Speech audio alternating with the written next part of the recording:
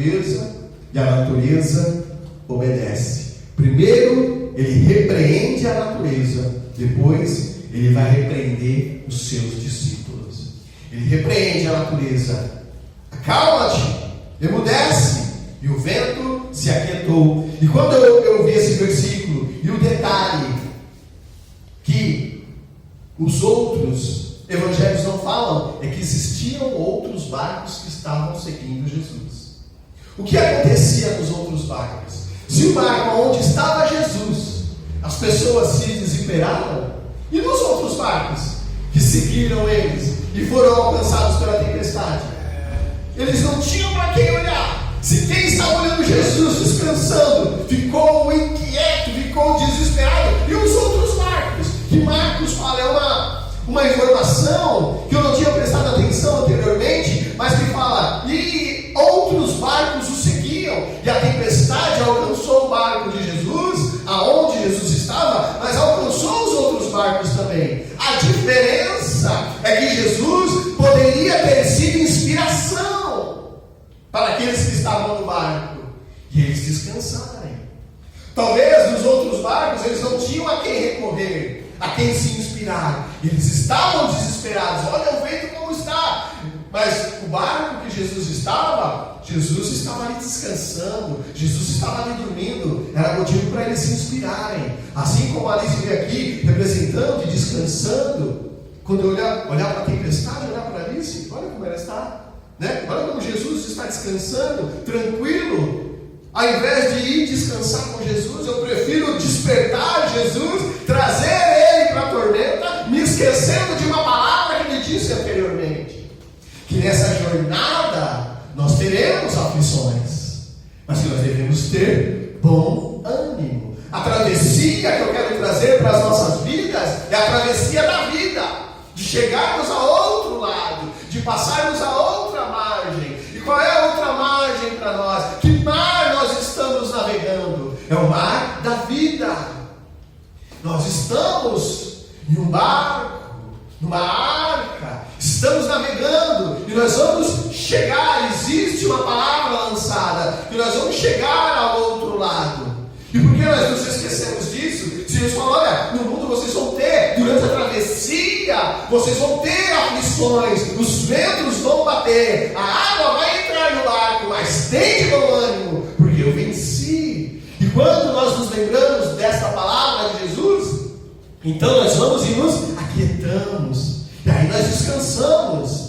Mas às vezes, nessa jornada, nessa travessia, nós nos esquecemos de olhar para Jesus que descansa, que está ali em paz, a paz que excede todo entendimento, e queremos trazer Jesus para as nossas aflições, ao invés de buscarmos nele a paz. É sobre isso que eu quero falar com você, porque a pergunta que os evangelhos falam é que ao fim de tudo fala, quem é esse?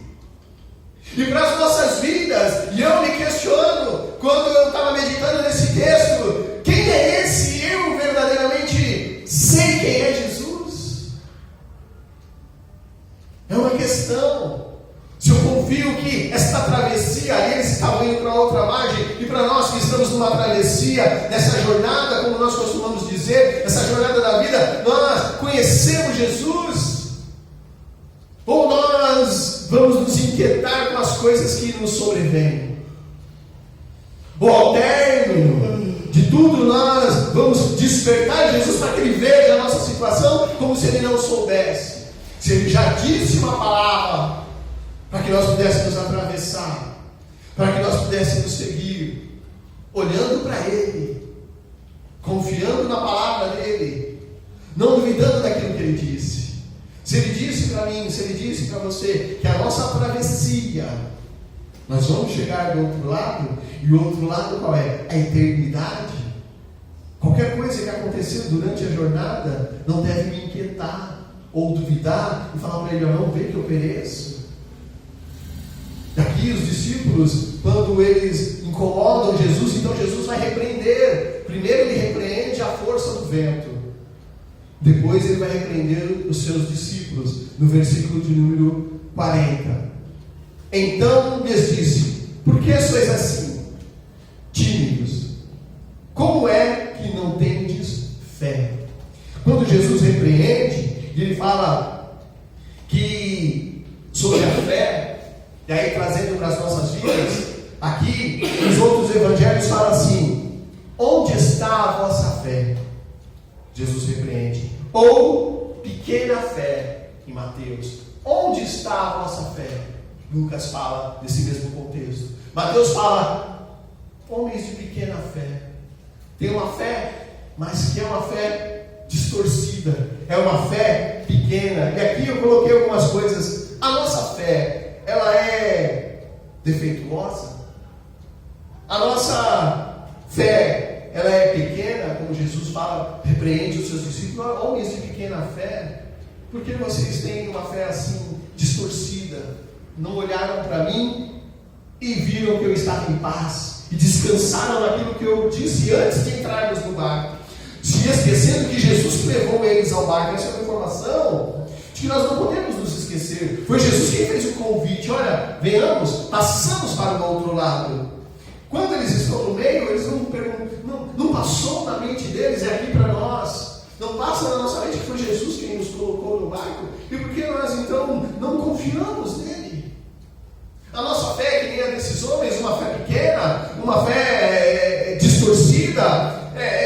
Ou onde está a nossa fé? É o que Lucas fala. Olha, Jesus registra através de Lucas: onde está a sua fé? Para nós, onde está a nossa fé? Quando ele questiona aqui, olha, como é que não tendes fé? Ele fala aqui em Marcos que vocês não têm fé, ele questiona. E é uma pergunta que eles não respondem. Assim como a pergunta de quem é esse que até o mar e o vento lhe obedecem, é uma pergunta que fica sem resposta aqui. Nos 3 evangelhos, termina a narrativa fazendo essa pergunta. E os evangelhos não respondem, mas a Bíblia responde quem é este homem. E para nós, para o nosso contexto, para as nossas vidas, onde está a nossa fé? Nos momentos de turbulência, se nós nos esquecemos que nós estamos debaixo de uma palavra, se nós nos esquecemos que nós estamos com Jesus, quem é esse Jesus? É sobre isso que eu quero me aprofundar com você. Quem é esse Jesus que nós estamos seguindo? Quem é esse Jesus que nós seguimos? Porque Jesus, ele fala: homens de pequena fé, por que vocês são assim tímidos? O que Jesus esperava deles? Ousadia. O que Jesus aqui em Marcos fala: olha, por que vocês são tímidos? Por que vocês não foram ousados a ponto de dormir na tempestade? Isso é ousadia. Dormir na tempestade é ousadia. E a nossa fé precisa ser uma fé ousada. A fé ousada no momento que precisarmos nós descansarmos. Isso é ousadia. E Jesus aqui ele questiona: por que ele fala de timidez nesse momento onde o mar está revolto, o vento, o mar está enchendo d'água? Por que Jesus fala de timidez? Porque ele espera dos seus discípulos, e aqui o ensinamento para nós, que nós devemos ter uma fé ousada. E a fé ousada não é somente dizer para esse monte: olha, sai daqui e vai para lá, que é uma ousadia. Não é somente falar: olha, levanta e anda, olha, em nome de Jesus você está curado. Isso é uma fé ousada, sim, mas existe a fé ousada no momento que o mar está revolto. E a fé ousada vai nos dar descanso. Jesus, ele era ousado a ponto de dormir no meio da tempestade. Isso é ousadia. A falta disso é timidez. E Jesus, ele questiona: por que sois assim tímidos? A palavra que nos é traduzida aqui de timidez é alguém que não é ousado. Que ousadia eles deveriam ter? Descansar. Repreender o mar, assim como Jesus fez. Pequena fé, não acreditaram que quando eles saíram, Jesus falou: passemos para o outro lado. Eles não acreditaram que eles iriam chegar. E é interessante, o texto não nos fala, mas o mar, o trecho que eles iriam andar aqui nesse contexto era 10 quilômetros. Aí eu fui ver qual era a distância, em que momento, quanto tempo durou a jornada de passar dessa margem para a outra margem? Quanto tempo? 10 quilômetros, não é longe. para uma embarcação. 10 quilômetros, para quem conhece onde meu pai mora, era 17 quilômetros da nossa casa para o meu pai. Então era metade do caminho, quase. Não é muito longe para o barco passar. Então, eles se esqueceram em pouco tempo da palavra que eles ouviram na margem. Quando eles entraram no barco, esqueceram da palavra que ouviram na margem. E nós estamos aqui, ouvimos uma palavra. Quanto tempo na jornada, na travessia, nós nos esquecemos da palavra? E isso é importante para nós. Nós guardarmos o que nós ouvimos e sermos praticantes. Uma das coisas que eu sempre gosto de perguntar é: olha, qual foi a palavra? Que palavra foi quando nós ouvimos, né? Qual foi a palavra? E nós devemos então nos lembrar da palavra que Deus nos deu, dia após dia. Nos lembrarmos o que Ele tem falado conosco. Nós nos esquecemos, saímos da margem, entramos na embarcação, vem a tempestade e nós nos esquecemos da palavra que foi dada na margem. Quando Jesus quer nos ensinar através dessa palavra, que nós nos espantamos, por quê? Versículo de número 41 para nós terminarmos. E eles, possuídos de grande temor, diziam uns aos outros: quem é este que até o vento e o mar lhe obedecem? Nos outros evangelhos fala que eles ficam admirados, eles ficam maravilhados. E a pergunta que me ocorre: por que o espanto? Por que eles se espantaram? Por quê? Porque eles não conheciam Jesus. Porque eles perguntam depois: quem é esse? Por isso eles se espantam. Mas uma das coisas que nos intriga é se eles ficam espantados, por que eles acordaram Jesus? Se eles se espantaram com o que Jesus fez. Qual foi o propósito de acordar Jesus? Somente para que ele participasse do momento de aflição? Ou para que Jesus desse uma solução ao problema? Jesus, e aqui é uma das coisas que nós precisamos aprender, que Jesus não é a solução para os problemas. Ele tem a solução para os problemas, então eu recorro a Jesus porque ele tem a solução dos problemas. Não é por isso. Porque eles ficam admirados, eles falam: quem é esse? Por que eles se admiram com o que Jesus fez?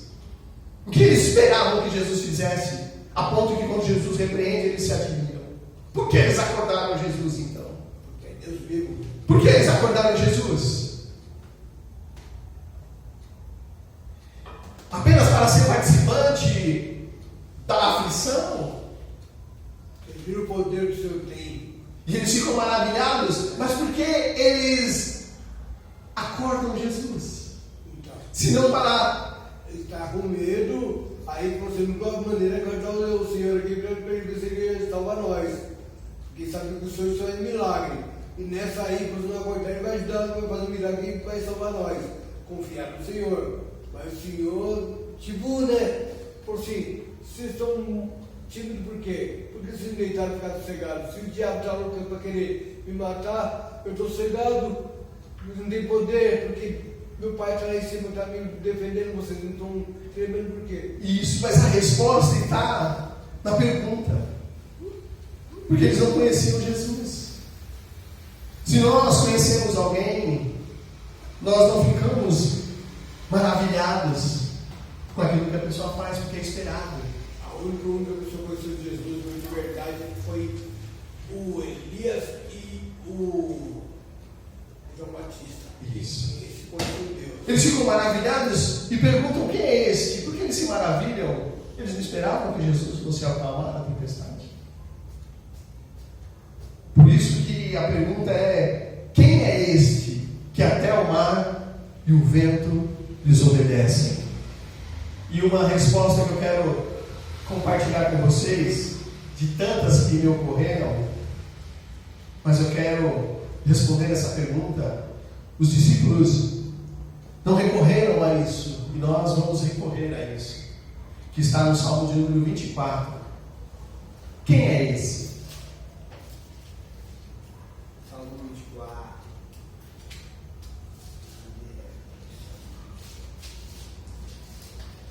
Salmo 24, Senhor. E a Bíblia nos dá a resposta. E o Salmo de número 24 é um salmo maravilhoso que eu quero responder a pergunta. Jesus, ele não tem a solução dos problemas para nós acordarmos ele. Não é para isso. Quem é esse? O salmista aqui, o Salmo de Davi, o Salmo de número 24, um dos textos que vai nos falar quem é esse Jesus, para que então nós possamos entender a identidade desse homem. Se eles entendessem a identidade de Jesus, eles teriam descansado, eles teriam seguido o exemplo de Jesus e descansado na tempestade com ousadia, porque eles iriam chegar na outra margem. Qual a certeza deles? Jesus disse, porque Jesus ele é. E se Jesus ele disse, é isso que foi. É e sempre será. E é isso que eu quero compartilhar com vocês. Quem é Jesus para nós? Ele é aquele que vai solucionar os nossos problemas? Não é essa a identidade que eu quero. A palavra de Deus, de tantas, eu quero ficar no Salmo de número 24, que vai explicar um pouco quem é esse Jesus. Porque aqui também faz algumas indagações.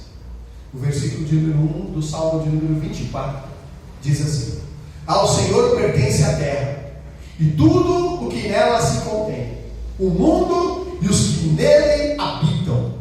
Fundou-a a ele sobre os mares e sobre as correntes a estabeleceu. Quem subirá ao monte do Senhor? Quem há de permanecer no seu santo lugar?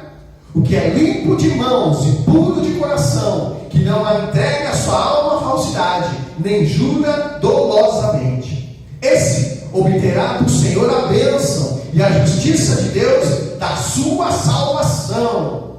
Tal é a geração dos que o buscam, dos que buscam a face do Deus de Jacó. Levantai, ó portas, as vossas cabeças. Levantai, ó portais eternos, para que entre o Rei da Glória. Quem é o Rei da Glória? O Senhor forte, poderoso, o Senhor poderoso nas batalhas. Levantai, ó portas, as vossas cabeças. Levantai, ó portais eternos, para que entre o Rei da Glória. Quem é o Rei da Glória? O Senhor dos exércitos. Ele é o Rei da Glória. É Ele, é sobre esse Jesus que os três evangelhos terminam perguntando quem é esse. E eu espero, a minha oração é que o Senhor se revele a nós, não como alguém que vai resolver os nossos problemas, mas como alguém que nos inspira a ter descanso nele. Uma ousadia de descansarmos em meio às tribulações. Isso é conhecer quem é Jesus. Não despertá-lo para trazê-lo aquilo que nós vamos problemas ter, não. Olhar para ele e falar: Senhor, o Senhor disse uma palavra, e nessa palavra eu quero descansar, para que então eu possa seguir o exemplo de Jesus, seguir a inspiração de Jesus, e que você possa também se perguntar com o Espírito Santo: quem é esse Jesus que você está seguindo?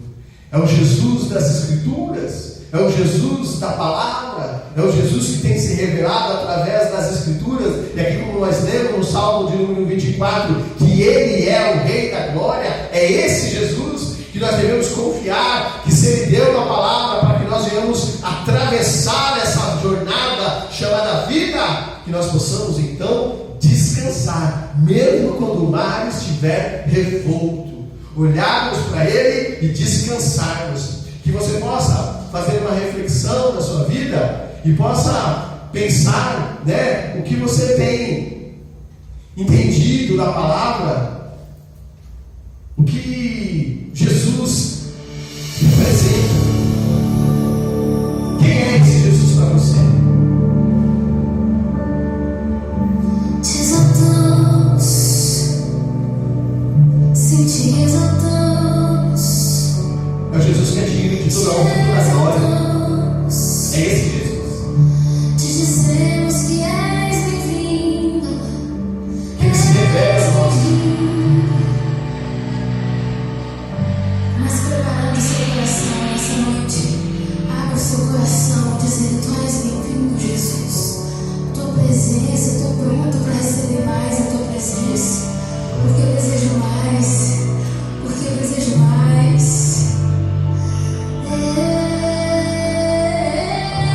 Eu convido você a se lembrar de palavras que Jesus já ministrou ao seu coração. Que você está no barco, esse barco da vida.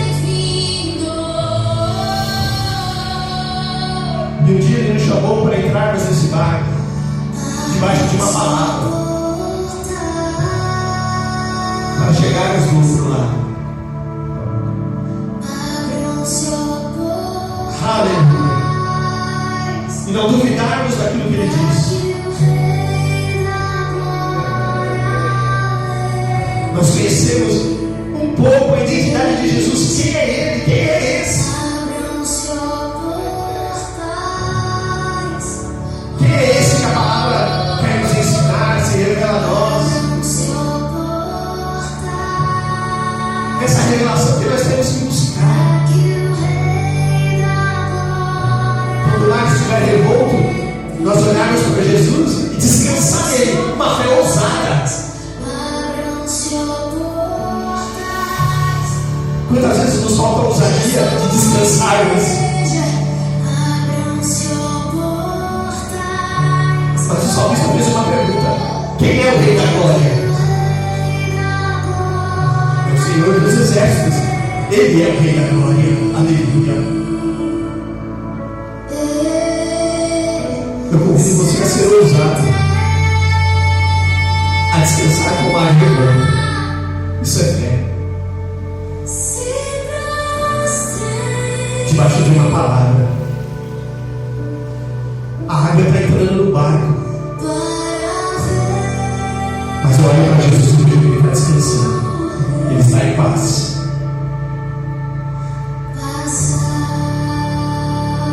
Ao invés de despertá-lo, eu vou me juntar com Ele. Vou deitar do lado do travesseiro dele. Aleluia. Eu fico imaginando se os discípulos tivessem, ao invés de despertar Jesus, eles tivessem falado: Jesus, dá um pedido aqui para mim que eu vou dormir também. Aleluia.